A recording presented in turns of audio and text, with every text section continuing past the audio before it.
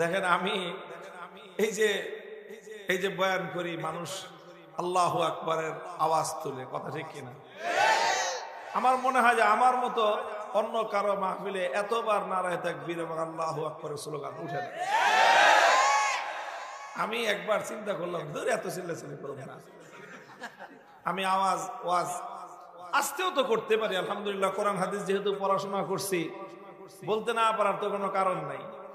একবার আমি নিয়ত করছিলাম যে এইভাবে মাহফিল গুলোতে গোটা জাতি, পুরা মাহফিলের হাজার হাজার মানুষ এইভাবে দিনের জন্য উত্তেজিত হয়ে পড়ে, তারা জাগ্রত হয়ে পড়ে, এতে এত মানুষের সমস্যা, এত মানুষ সমস্যা ফিল করে, আমার এত শত্রু বাড়তেছে আস্তে আস্তে, এর দরকার কি এই শত্রু বাড়ানোর?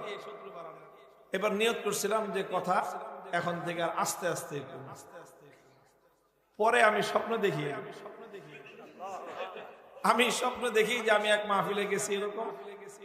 পরে আমি 1 ঘন্টা ওয়াজ করার কথা, আমি 50 মিনিট ওয়াজ করছি আস্তে আস্তে স্বাভাবিকভাবে। তো পরে আমি স্বপ্ন দেখতেছি আমার আর মাত্র 5-7 মিনিট ওয়াজ শেষ করে দেব। আমি একটা মাদ্রাসার মাহফিলে গেছি, ওই মাদ্রাসার হুজুর এসে কথা, হুজুর এই হাজার হাজার মানুষ আইছিল একটা আশা নিয়া যে আপনি একটু ওয়াজ করবেন আর তারা আল্লাহু আকবার নারায়ে তাকবীরের স্লোগান দিবে, কিন্তু আজকে পুরা ওয়াজে একবারও নারায়ে তাকবীর স্লোগান দেওয়ার সুযোগ পেল না। এই মানুষগুলো খুব হতাশ হয়ে গেছে। স্বপ্নে আমারে বলতেছে। আমি তখন স্বপ্নের মধ্যেই, আমার কাছে খুব খারাপ লাগলো যে এতগুলি মানুষ একটা নেক নিয়ত নিয়ে আইছিল যে এরা আল্লাহু আকবার বলবে। আর যাই হোক আর না হোক, আকাশ বাতাসে আল্লাহর বড়ত্বের ধ্বনি উচ্চারিত হলো, এটা তো বড় বিষয়।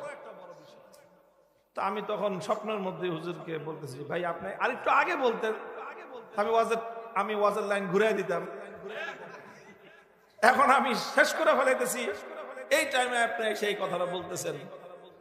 তো পরে আমি ঘুমের মধ্যেই আমার বুকটা খুব ভারী হয়ে থাকলো যে এতগুলি মানুষ আল্লাহর বান্দারা একটা নেক নিয়ত নিয়ে আসছিল, যে তারা তো কত রকম মানুষের স্লোগান দেয়।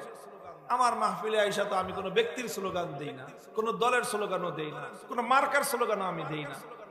আমি তো শুধু আল্লাহর স্লোগান, আল্লাহু আকবার বড়ত্বের স্লোগান, ইসলামের জিন্দাবাদের স্লোগান দেই। এই মানুষগুলো তো একটা নেক নিয়ত নিয়ে আসছিল, ভালো একটা আশা নিয়ে আসছিল। এই মানুষগুলো হতাশ হয়ে ফিরলো, আমার খুব কষ্ট লাগতেছিল। ঘুমের চুইটা দেখি তখন আমার বুকের মধ্যে কষ্টটা আছে। আমি বুঝছি আসলে আল্লাহর পক্ষ থেকে ইশারা হলো যে তুমি তোমার ওয়াজের স্টাইল চেঞ্জ করো না।